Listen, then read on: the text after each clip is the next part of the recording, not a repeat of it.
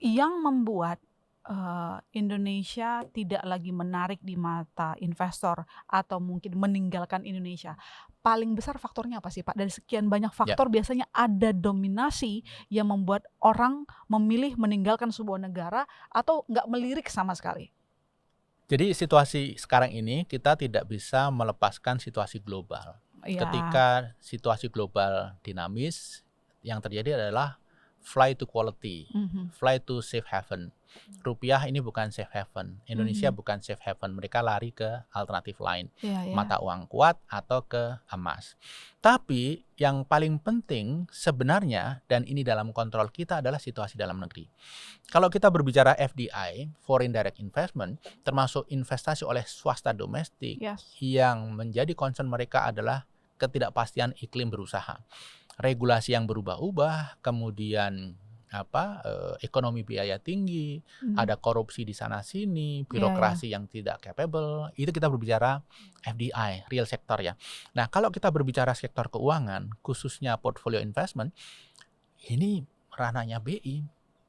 Jadi mereka yang berada di sini kan menggantungkan return-nya pada nilai tukar rupiah. mhm, Investasi di bond pemerintah yang dalam rupiah, kalau rupiah tiba-tiba nilainya ambles, return-nya negatif dong. Investasi saham, karena saham itu dalam rupiah, kemudian kalau rupiah melemah, mereka berpikir dalam US dollar atau mata uang lain, ambles dong. Jadi investor portfolio itu sangat melihat kredibilitas BI. Karena kredibilitas rupiah itu ada di tangan BI dan ini tidak mungkin melampaui kredibilitas BI. mhm. Pertanyaan investor terhadap kredibilitas Bank Mhm, Indonesia itu mhm, dimulai sejak kapan? Karena salah satu hal yang mungkin jadi perhatian dulu kan Undang-Undang P2SK mhm, ya. mhm. Apakah sejak itu atau misalnya Bapak sudah menganalisa, sudah mengumpulkan data-data bahwa sudah terjadi sejak lama? Sebenarnya ini gradual ya, Mhm. situasinya makin memburuk karena Mhm, kita terlambat sadar. terlambat Jadi sadar. kita mengalami eh, kecanduan hutang.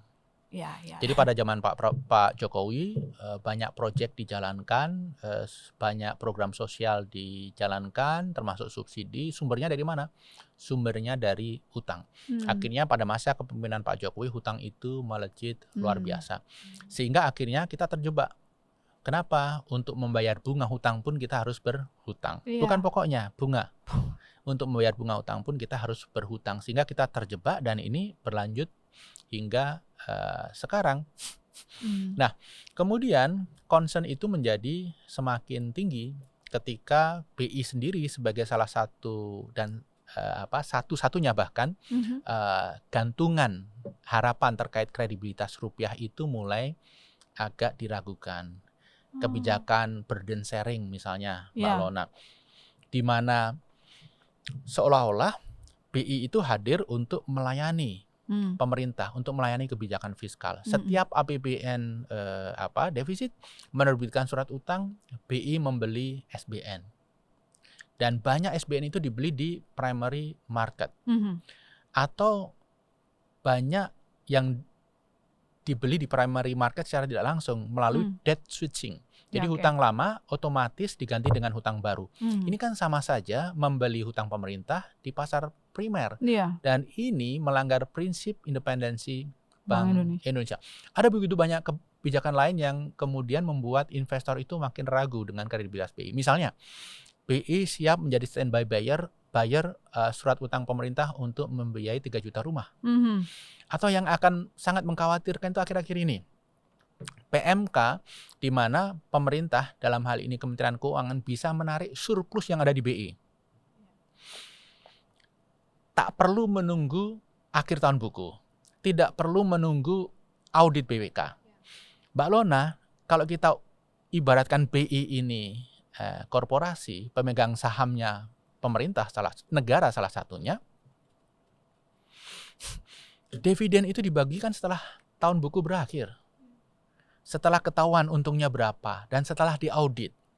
Kemudian ada RUPS, Rapat Umum Pemegang Saham, menentukan dividennya ini dapat berapa, ini dapat berapa. mhm mhm. Berapa persen total keuntungan akan dibagi.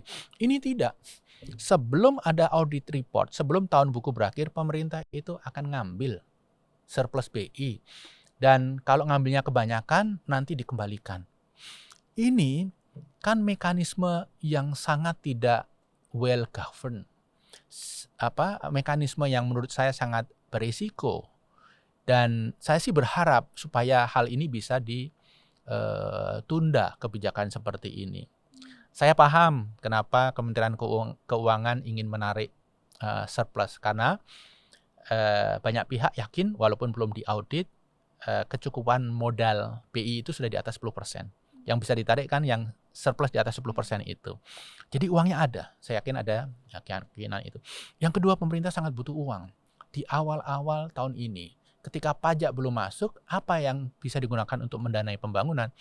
Makanya 76 triliun yang sudah ditaruh di Himbara ditarik lagi.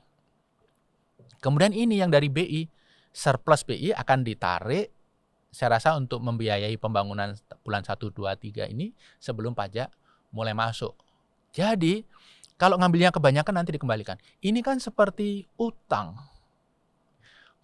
yang tanpa bunga ke BI. Tapi Pak, soal ngomong-ngomong yang tadi, kan uangnya diambil lagi, kita butuh uang. Tapi kan alasannya Menkyu bilang soalnya nggak maksimal dibagikan sama perbankan. Ya begini, bank di gelontor likuiditas pada saat over liquid itu juga bagaimana gitu ya. Mereka tidak bisa memaksakan diri untuk melempar kredit. Kenapa? Sektor swasta sedang tidak dalam mood untuk ekspansi. UMKM pertumbuhan kreditnya turun karena banyak yang macet, karena banyak yang kolaps. Kalau mereka memaksakan diri memberikan kredit, nanti akan muncul kredit macet yang tinggi. Nah, natural saja kemudian ketika mereka itu menempatkan dananya ke SBN atau SRBI, ini yang dimarahin kan? Ya karena uang ini kan bukan uang gratis. Dari BI, dari Kemenkyu naruh ke Himbara kan butuh bunga. Untuk membiayai bunga itu dari mana?